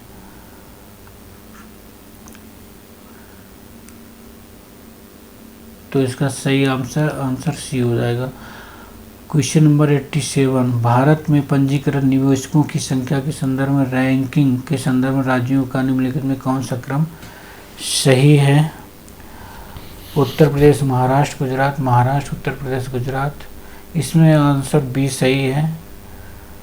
और राज्यों में पंजीकृत रैंकिंग है, इसमें महाराष्ट्र प्रथम स्थान पर, उसके बाद में निवेशकों की संख्या में सबसे ज़्यादा निवेशक है महाराष्ट्र में, उसके बाद उत्तर प्रदेश, गुजरात तीसरे स्थान पर पहुंच गया।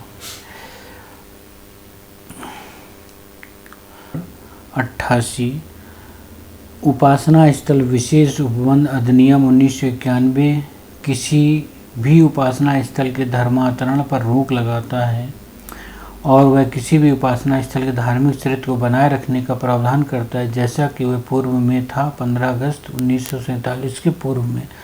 तो इसका ए ऑप्शन सही हो जाएगा। उत्तर प्रदेश में गंगा एक्सप्रेसवे के संदर्भ में निम्नलिखित में से कौन सा कथन सही है? यह 594 किलोमीटर लंबा एक्सप्रेसवे मेरठ से प्रयागराज तक यात्रा में लगने वाले समय को कम करेगा। ये सही है। और दूसरा है इसका, यह देश का सबसे लंबा एक्सप्रेसवे है। ये गलत है। देश का सबसे लंबा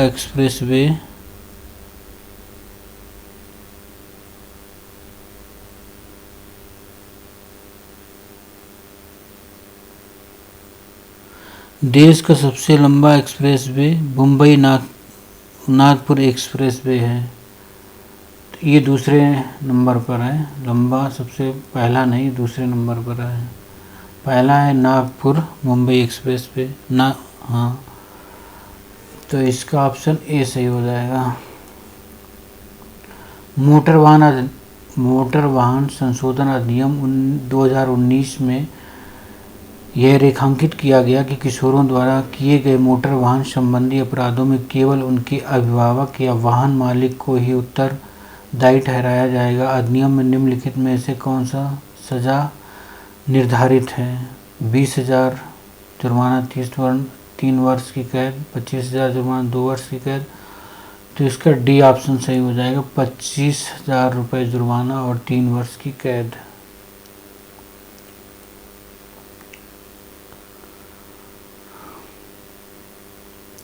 इसमें उत्तर प्रदेश के ज़िले दिए गए हैं और उनको पूछा है कौन सा ज़िला किस लिए प्रसिद्ध है। तो बागपत है घरेलू सामान के लिए प्रसिद्ध। मिर्ज़ापुर याद रखिए कालीन भैया, कालीन के लिए प्रसिद्ध है। मुरादाबाद में पीतल बर्तनों के लिए प्रसिद्ध है। सिद्धार्थनगर काला नमक चावल के लिए प्रसिद्ध है। तो डी का 4 और ए का 3, ए ऑप्शन सही हो जाएगा। स्वच्छ सर्वेक्षण 2023 के संदर्भ में निम्नलिखित में कौन सा कथन सही है? इसे वर्ष 2016 में आवास शहरी मामलों के मंत्रालय MOHUA द्वारा प्रस्तुत किया गया था, ये सही है। वाराणसी और प्रयागराज ने सबसे स्वच्छ गंगा शहरों में शीर्ष 2 पुरस्कार प्राप्त किए, ये दोनों सही हैं। तो इसका ऑप्शन सी सही हो जाएगा। ये याद रखिए, इसमें पूछा है गंगा के किनारे शहरों का सबसे स्वच्छ शहर सूरत और इंदौर हैं। ये गंगा के किनारे पूछे जाएंगे तो वाराणसी और प्रयागराज हैं। उत्तर प्रदेश के निम्नलिखित शहरों में किसमें फार्मा पार्क स्थापित किया गया है? फार्मा पार्क स्थापित किया गया है ललितपुर में। दिव्यापुर प्लास्टिक पार्क की स्थापना उत्तर प्रदेश के निम्नलिखित में किस शहर में की गई है? ये औरैया में की गई है। उत्तर प्रदेश द्वारा किस वर्ष 1 ट्रिलियन अमेरिकी डॉलर की अर्थव्यवस्था प्राप्त करने का लक्ष्य रखा गया है? ये 1927 को लक्ष्य रखा गया 1 ट्रिलियन अमेरिकी डॉलर की अर्थव्यवस्था का। 96 यमुना एक्सप्रेसवे औद्योगिक विकास प्राधिकरण YD एक गैर संवैधानिक निकाय है? नहीं, ये गलत हो जाएगा, सामुदायिक निकाय है। उत्तर प्रदेश एक्सप्रेसवे औद्योगिक विकास प्राधिकरण UPEIDA वर्ष 2007 में स्थापित एक प्राधिकरण है, ये सही है। तो इसमें आंसर बी सही हो जाएगा। ये पहला वाला याद रखिए, ये सामुदायिक निकाय है, इसमें गैर लगा था तो गलत हो गया। अभ्यास अयुत्थाया भारतीय नौसेना और निम्नलिखित में से किस देश की नौसेना के बीच द्विपक्षीय अभ्यास है? और ये है भारतीय नौसेना और थाईलैंड की नौसेना। थाईलैंड और अयुत्थाया याद रखिए, बना रहेगा याद। Question number 98 Bhishma Bharat health initiative for सहयोग हित एंड मैत्री भीष्म क्यूब एक अत्याधुनिक स्वदेशी मोबाइल अस्पताल निम्नलिखित में से किस शहर में तैनात किया गया है? ये किया गया है अयोध्या में। भीष्म अयोध्या याद रखिए। उत्तर प्रदेश दिवस किस तिथि को मनाया जाता है? ये मनाया जाता है 24 जनवरी को।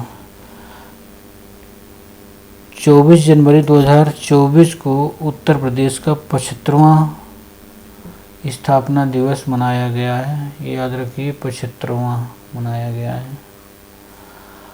All India institute of speech and hearing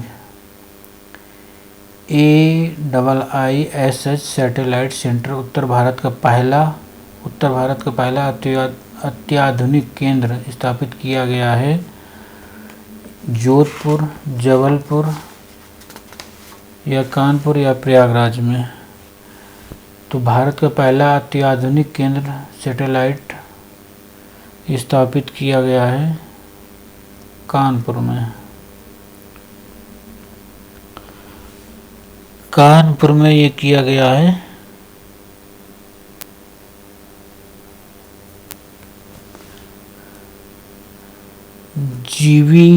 GSBM medical और कॉलेज में किया गया है, ये गणेश शंकर विद्यार्थी मेमोरियल कॉलेज में कानपुर में।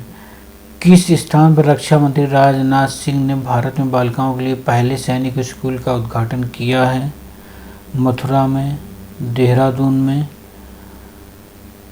या जयपुर में, या इंदौर में? तो भारत में बालिकाओं के लिए पहले सैनिक स्कूल का उद्घाटन किया गया है मथुरा में। ये 1 जनवरी 2024 को हुआ है मथुरा के वृंदावन में। इसमें 870 बालिकाएं एडमिशन ले सकती हैं। क्वेश्चन नंबर 102, हाल ही में ब्रिक्स के संस्थापक सदस्य ने 5 नए सदस्यों को शामिल कर इसमें विस्तार करने का निर्णय लिया है। कौन सा देश इस सूची में शामिल नहीं है? मिस्र है, सऊदी अरब भी है, इराक है, यमन नहीं है। हाल ही में संयुक्त सैन्य अभ्यास डेजर्ट साइक्लोन चर्चा में देखा गया। भारत और निम्नलिखित में से किस देश के बीच आयोजित किया गया है डेजर्ट साइक्लोन अभ्यास, सैन्य अभ्यास? तो ये सऊदी अरब, ओमान या संयुक्त अरब अमीरात। तो संयुक्त सैन्य अभ्यास डेजर्ट साइक्लोन हुआ है संयुक्त अरब और भारत के बीच में। ऑप्शन सी सही है इसका। हाल ही में किस अंतरिक्ष एजेंसी ने ब्रह्मांडीय स्रोतों से एक्सरे ध्रुवीकरण का अध्ययन करने के लिए अपना पहला एक्सरे ध्रुवण मापी उपग्रह सैटेलाइट एक्सपोसैट लॉन्च किया है? National aeronautics and space administration NASA ने, यूरोपियन स्पेस एजेंसी ईसा ने, या Indian space research organisation ISRO ने, Japan aerospace exploration agency JAXA ने? ब्रह्मांड में एक्सरे ध्रुवीकरण का अध्ययन करने के लिए पहला एक्सरे ध्रुवण मापी उपग्रह सैटेलाइट लॉन्च किया है। ये किया है इंडियन रिसर्च ऑर्गेनाइजेशन इसरो ने किया है इसको। हाल ही में 16वें वित्त आयोग के अध्यक्ष के रूप में किसे नियुक्त किया गया है? अरविंद पनगड़िया को नियुक्त किया गया है 16वें वित्त आयोग के रूप में। ये 16वें वित्त आयोग याद रखिए। महर्षि वाल्मीकि हवाई अड्डा हाल ही में चर्चा में देखा गया है। इसका उद्घाटन निम्नलिखित में किस स्थान पर किया गया है? इसका उद्घाटन अयोध्या में किया गया है। 106 का ऑप्शन ए सही है। 107 देखिए, हाल ही में किस राज्य सरकार ने आदिवासियों और दलितों के लिए वृद्धावस्था पेंशन की आयु 60 वर्ष से घटाकर 50 वर्ष करने का निर्णय लिया है? ये लिया है झारखंड ने। इन्होंने 60 वर्ष से घटाकर वृद्धा पेंशन की 50 वर्ष का निर्णय लिया है। हाल ही में भारत सरकार ने म्यांमार की अंतर्राष्ट्रीय सीमा पर मुक्त आवाजाही व्यवस्था को समाप्त करने का निर्णय लिया है। मुक्त आवाजाही व्यवस्था निम्नलिखित में किस वर्ष लागू की गई थी? मुक्त आवाजाही व्यवस्था का मतलब है बिना वीज़ा के म्यांमार में आना जाना था। तो ये व्यवस्था कब लागू की गई थी? जो अभी बंद कर दी गई है, ये लागू की गई थी 2018 में। अंतर संचालन योग्य आपराधिक न्याय प्रणाली परियोजना ICJS पर उच्चतम प्रवेश दर दर्ज करने में निम्नलिखित में से कौन सा राज्य लगातार तीसरे वर्ष पहले स्थान पर रहा है?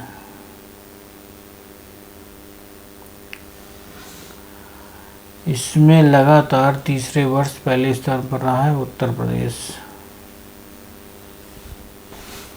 हाल ही में भारत में निम्नलिखित के आयात को सुव्यवस्थित करने के लिए राष्ट्रीय एकल खिड़की प्रणाली (NSWS) आरंभ की गई है।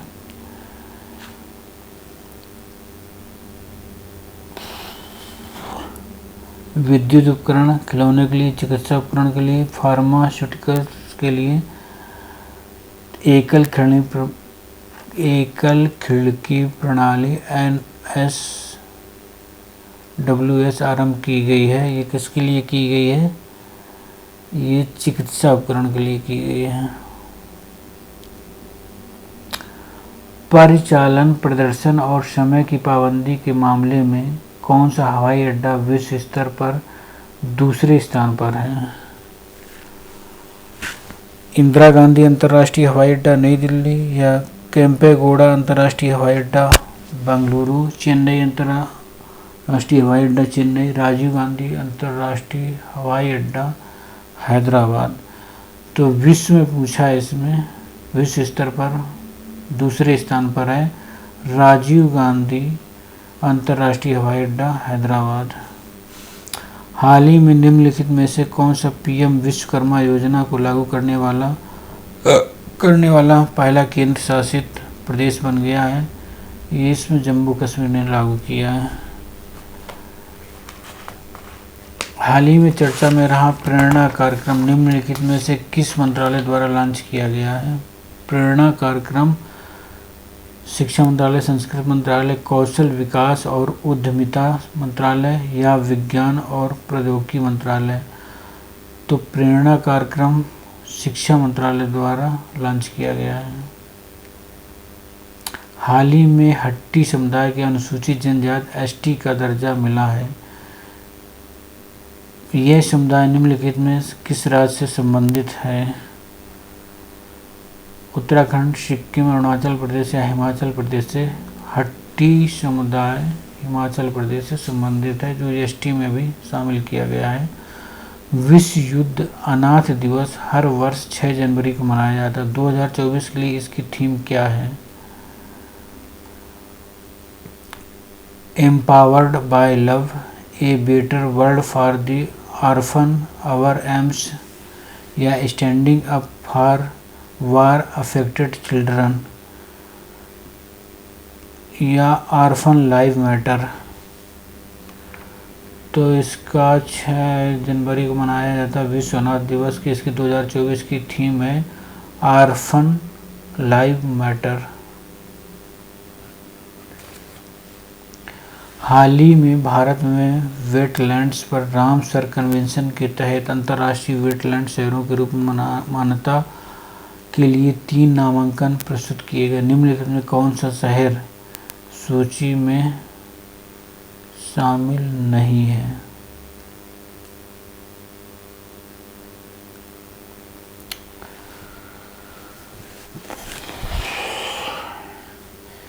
इंदौर, भोपाल, जयपुर और उदयपुर। तो इसमें सूची में शामिल नहीं पूछा गया है, इसमें जयपुर नहीं शामिल है। भारत ने हाल में निम्नलिखित में से किस देश के साथ अब तक का सबसे छोटा क्रिकेट टेस्ट मैच खेला है? ये खेला गया दक्षिण अफ्रीका के साथ में। ये मात्र 642 गेंद में टेस्ट मैच समाप्त हो गया था। और इसके पहले इंग्लैंड के साथ खेला गया था, और वो भी इंडिया और इंग्लैंड के बीच में था, उसमें 842 गेंदों का था। तो भारत ने फिर से दोबारा रिकॉर्ड अपना ही तोड़ा है, दक्षिण अफ्रीका को हराकर 642 गेंद में। हाल ही में निम्नलिखित में से किस देश ने हिम तेंदुए को राष्ट्रीय प्रतीक के रूप में घोषित किया है? ये किया है किर्गिस्तान ने। हाल ही में एशियाई विकास बैंक के कार्यकारी निदेशक के रूप में किसे नियुक्त किया गया है? एशियाई विकास बैंक के कार्यकारी निदेशक के रूप में विकासशील को नियुक्त किया गया है। हाल ही में देश की पहली स्वच्छ और स्वास्थ्यवर्धक फूड स्ट्रीट, जिसे प्रसादम कहा जाता है, उसका उद्घाटन निम्नलिखित में से किस राज्य में किया गया है? उत्तर प्रदेश, तमिलनाडु या मध्य प्रदेश या राजस्थान में? प्रसादम का उद्घाटन किया गया है मध्य प्रदेश में।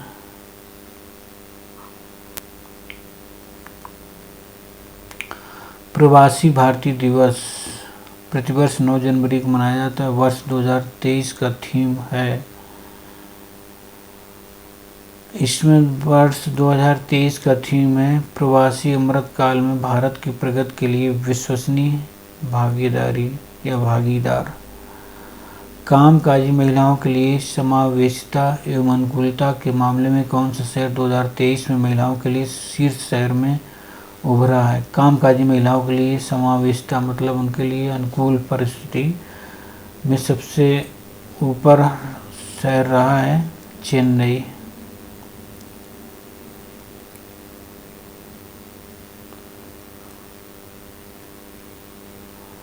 कौन सा राज्य भारत के एमएसएमई क्षेत्र में महत्वपूर्ण योगदानकर्ता के रूप में शीर्ष राज्य के रूप में उभरा है? इसमें तो उत्तर प्रदेश होगा। हाँ, उत्तर प्रदेश है इसका ऑप्शन सही। उस्ताद राशिद खान, जिनका हाल ही में कोलकाता में निधन हो गया, निम्नलिखित में किस वर्ष पद्म भूषण प्रदान किया गया था? उस्ताद राशिद खान को किस वर्ष पद्म भूषण मिला था? 2020 में, 21 में, 22 में या 23 में? तो इनको मिला था 2023 में पद्म भूषण।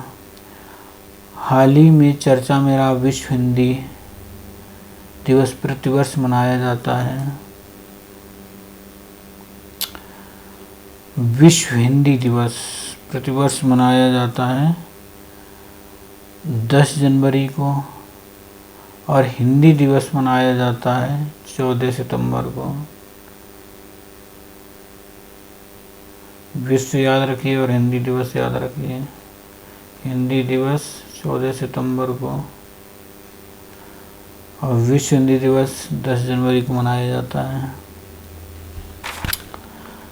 गैब्रियल अटाल हाल ही में निम्नलिखित में से किस देश के सबसे युवा प्रधानमंत्री बने हैं? ब्राज़ील के, स्पेन के या जर्मनी या फ्रांस के? गैब्रियल अटाल ये बने हैं सबसे युवा प्रधानमंत्री, ये फ्रांस के बने हैं। ये 34 इयर्स के हैं। वैश्विक जोखिम रिपोर्ट निम्नलिखित में से किस संगठन द्वारा जारी की जाती है?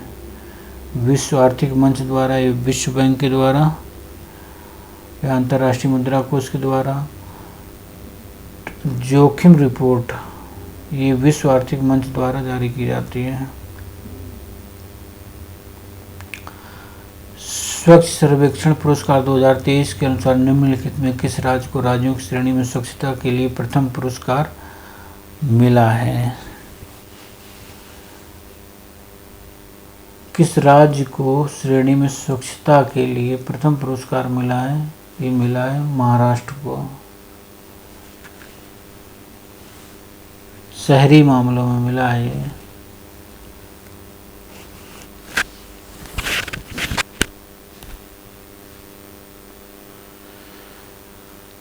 हाल ही में प्रधानमंत्री मोदी ने पीएम जनमन योजना के तहत प्रधानमंत्री आवास योजना ग्रामीण PMAYG की 1 लाख अभ्यर्थियों को पहली किस्त जारी की। यह योजना किस वर्ष प्रारंभ की गई थी? 2021 में या 2022 में या 2023 में या 24 में?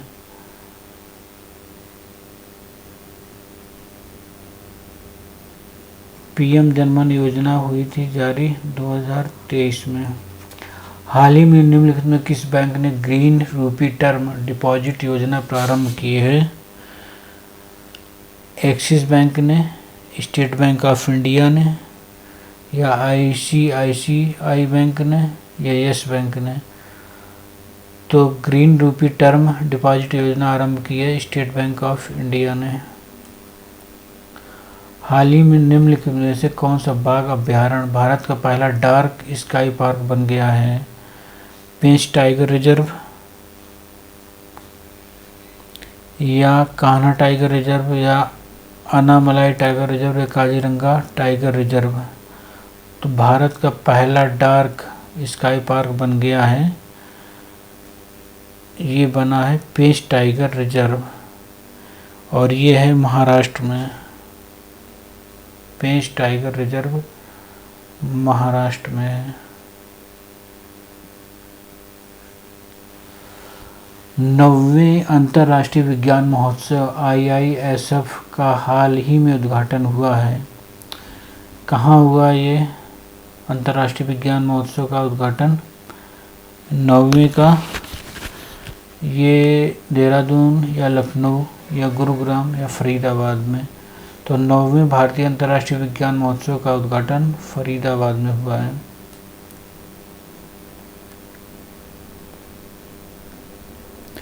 हाल ही में भारत ने निम्नलिखित में से किस भाषा को भारत की 9वीं शास्त्रीय भाषा के रूप में शामिल करने का निर्णय लिया है?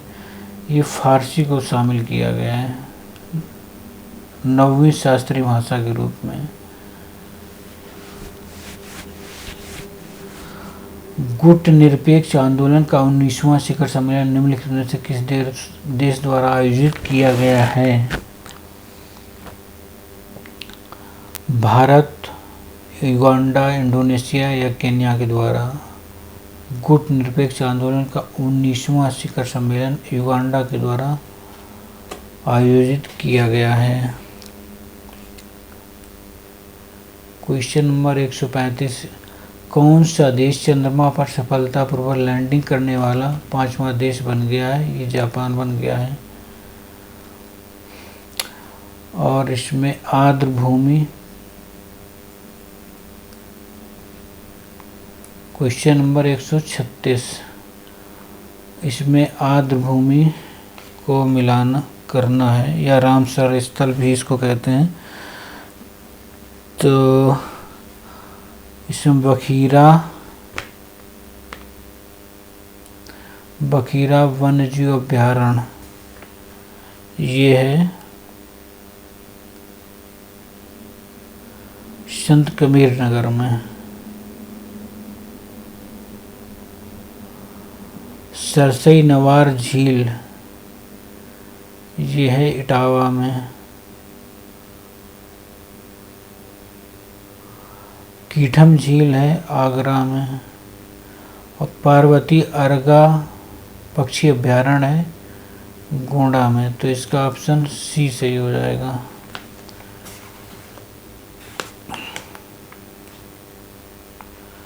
क्वेश्चन नंबर 137, कौन सा सफ़रनामा रेहला का लेखक है?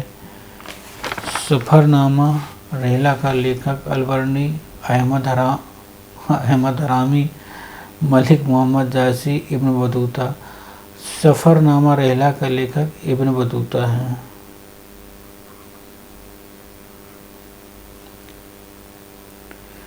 आदि शंकराचार्य के संदर्भ में निम्नलिखित में से कौन सा कथन सही नहीं? उन्होंने श्रृंगेरी नामक स्थान पर वशिष्ठ अद्वैत मठ की स्थापना की थी।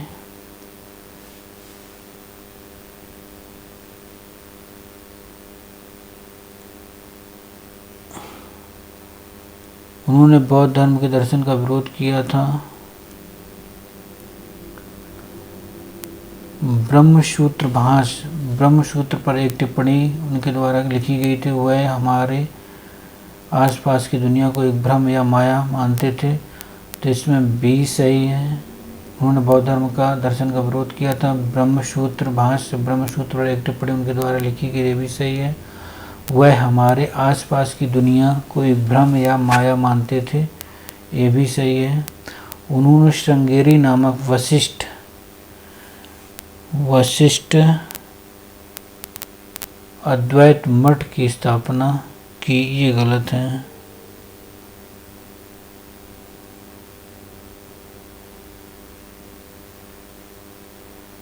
तो इसमें सही नहीं पूछा तो ए ऑप्शन हो जाएगा। अल्लामा प्रभु और अक्का महादेवी किस आंदोलन से जुड़े थे? वीर शैव से, अनाथ पंथी से, खालसा पंथ से, स्वामी नारायण से, तो अल्लामा प्रभु और अक्का महादेवी ये वीर शैव आंदोलन से जुड़े थे।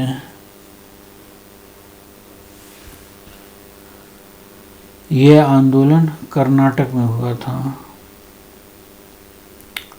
वीर शैव आंदोलन कर्नाटक। चचनामा का लेखक कौन है? मोहम्मद अली कूफी, फिरदौसी, मीर हसन देहली या अहमद यादगार। चचनामा का लेखक मोहम्मद अली कूफी है। इसका ऑप्शन ए सही हो जाएगा।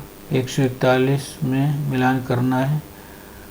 ये मुख्य शब्द और उनके अर्थ पूछ रहा है। वजीर ए कुल किसको कहा जाता था? वजीर ए कुल प्रधानमंत्री को कहा जाता था। और वजीर अमीर ए कुल कहा जाता था। अमीर का मतलब वित्त से हो गया। वजीर अशरफ ये कहा जाता था विदेशी मामले और शाही दरबार से। तरफदार ये प्रांत का प्रमुख होता था। तो इसका ऑप्शन हो जाएगा ए का 1, बी का 2, सी का 4। ऑप्शन बी सही हो जाएगा। कौन सा ग्रंथ सूफी विचारों और व्यवहार से संबंधित है? कश्फ उल महजूब, मकतूबत ए इमाम रब्बानी या फवाइद उल फवाद, अखबार उल अखयार। पूछ क्या रहा कौन सा ग्रंथ सूफी विचारों और व्यवहार से संबंधित है? तो सूफी विचारों और व्यवहार से संबंधित है कश्फ उल महजूब। कश्फ उल महजूब। खलीमपुर ताम्रपत्र अभिलेख किस शासक से संबंधित है?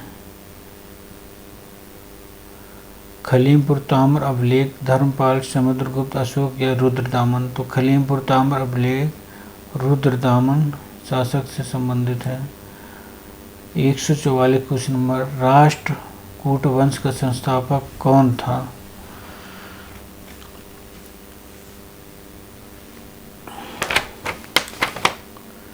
इसमें क्या था ऑप्शन?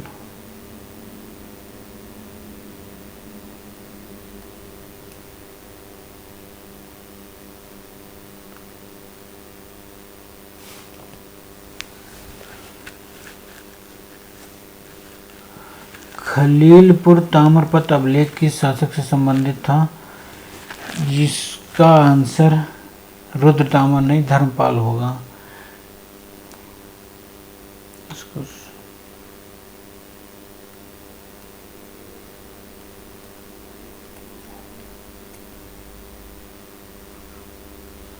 खलीलपुर ताम्र अभिलेख किस शासक से संबंधित है? धर्मपाल से संबंधित। राष्ट्रकूट वंश का संस्थापक कौन था? गोविंद प्रथम, अमोघवर्ष या कृष्ण तृतीय। राष्ट्रकूट वंश का संस्थापक दंतदुर्ग था।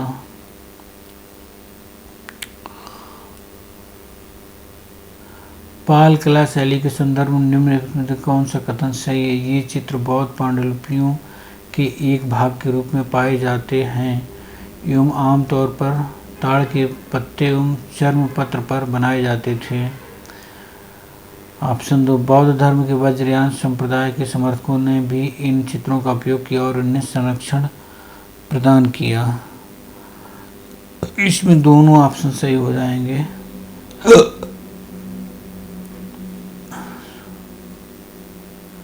एक 145 का सही आंसर सी हो जाएगा। राजतंगणी किसके द्वारा लिखी गई है? राजतंगणी कल्हड़ के द्वारा लिखी गई है और इसमें कश्मीर का इतिहास दिया गया है। सिकंदर लोदी के संदर्भ में निम्नलिखित से कौन सा कथन सही है? उसने गज ए सिकंदरी नामक गज की एक नई माप स्थापित की, ये सही है। उसने बाबर के साथ पानीपत की प्रथम लड़ाई लड़ी थी, नहीं ये गलत हो जाएगा। पानीपत की प्रथम लड़ाई बाबर और इब्राहिम लोदी के बीच हुई थी। और गज सिकंदरी की माप सिकंदर लोदी ने शुरू की थी। तो इसमें आंसर केवल एक सही हो जाएगा। शिवाजी के मंत्रियों के समूह को कहा जाता था अष्टप्रधान।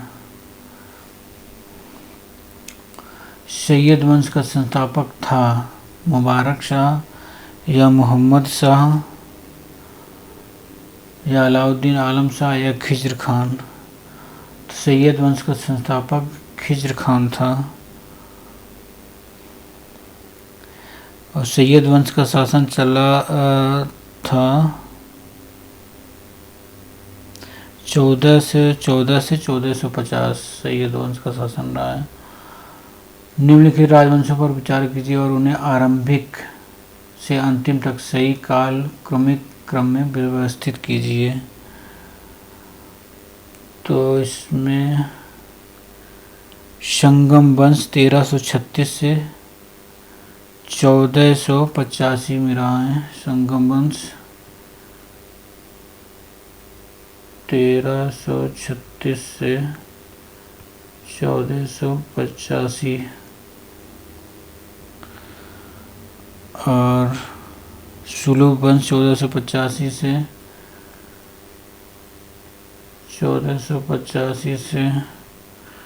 1505 के बीच में रहा सुलभ वंश। तुलु वंश 1505 से 1570 में रहा है। 1505 से 70 में रहा है। अराविद राजवंश रहा है ये 1570 के बाद शुरू हुआ है। तो सीरियल से दिया गया है तो इसमें ऑप्शन सी सही हो जाएगा। दोस्तों अगर आपको वीडियो अच्छा लगे, मेहनत हमारी कुछ सही लगे, पहला वीडियो रिकॉर्ड कर रहा हूँ, उतना अभी अभ्यास नहीं है, बिना किसी के बोलना केवल लैपटॉप में देख के थोड़ा हार्ड फील हो रहा है और टच पैड में लिखने का अभ्यास भी नहीं है तो सही से राइटिंग भी नहीं आ रही है। आपको अगर वीडियो अच्छा लगे तो इसको लाइक करिए, शेयर करिए और आगे भी वीडियो में इसके एक पूरी सीरीज कराएंगे दृष्टि की यूपीपीसीएस 2024 की जो 2.0 अभी स्टार्ट की थी, सेकंड सीरीज दृष्टि की। लगभग इसमें 20 टेस्ट होंगे, सारे इसमें कराएंगे हम, लेकिन आप लोग सपोर्ट करिए। थैंक यू दोस्तों, जय हिंद।